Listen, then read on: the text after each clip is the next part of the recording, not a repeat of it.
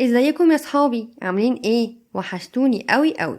يلا نرشم الصليب مع بعض. بسم الاب والابن والروح القدس الاله الواحد امين. النهارده هنتكلم عن قديس عظيم وهو القديس باجوش.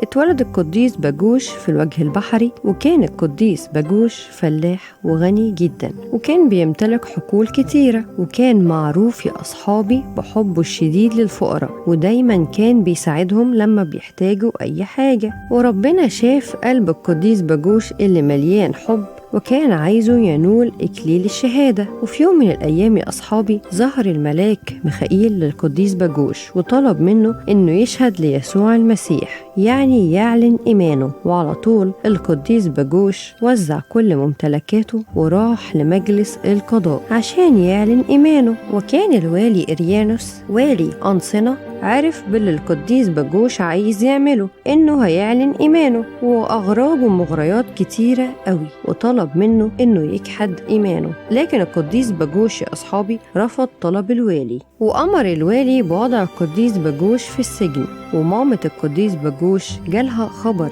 إن ابنها أعلن إيمانه وكمان بقى في السجن. راحت له بسرعة السجن. أول ما شافته قعدت عاتبه كتير قوي يا أصحابي، عتاب محبة، إنه مقالهاش عن اللي عايز يعمله. وقالت له كده برضو يا ابني، مش تقولي على اللي انت عايز تعمله؟ أنا نفسي أشاركك الإكليل الجميل ده، إكليل الشهادة. وقعدت معاه مامته طول الليل، وكانوا بيصلوا كتير جدا.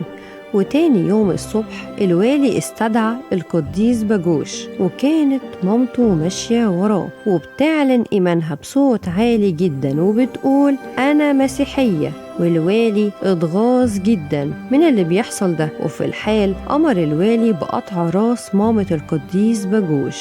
أما الوالي أخد القديس باجوش معاه أنصنة عشان يعذبه. وهناك الوالي استدعى راجل أعمى عشان يشهد شهادة غير صحيحة بالمرة، وهي إنه هيقول إنه كان مسيحي، وعشان كده هو فقد بصره وما بقاش بيشوف.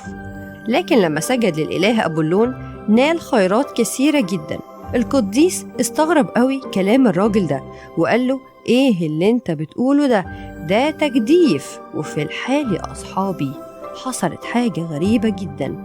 الأرض انشقت نصين وبلعت الراجل الأعمى ده. وطبعا الوالي اتغاظ جدا، وأمر بعد كده إن الحراس يعذبوا القديس بعذابات صعبة قوي قوي. فالملاك ميخائيل على طول شفاه. ولما الوالي عرف إن ناس كتيرة خالص أمنوا وبقوا مسيحيين بسبب القديس باجوش، أمر على طول بقطع راس القديس. ونال القديس باجوش إكليل الشهادة في قرية طمع، واستشهد يوم 26 طوبة. يا ريت كلنا يا أصحابي نتعلم من الشهيد العظيم القديس باجوش حب الفقراء، وإننا نساعدهم دايما، وكمان نحب بابا يسوع ونكون قريبين منه مهما حصل. الآية كونوا قديسين لأني أنا قدوس. الشاهد رسالة بطرس الأولى 1:16. يا أصحابي يلا اعملوا لايك للفيديو ده عشان يوصل لأكبر عدد من أصحابكم، وكمان تابعوني، أنا على طول هنزل لكم قصص جديدة ومختلفة. نتقابل في قصة جديدة. باي باي.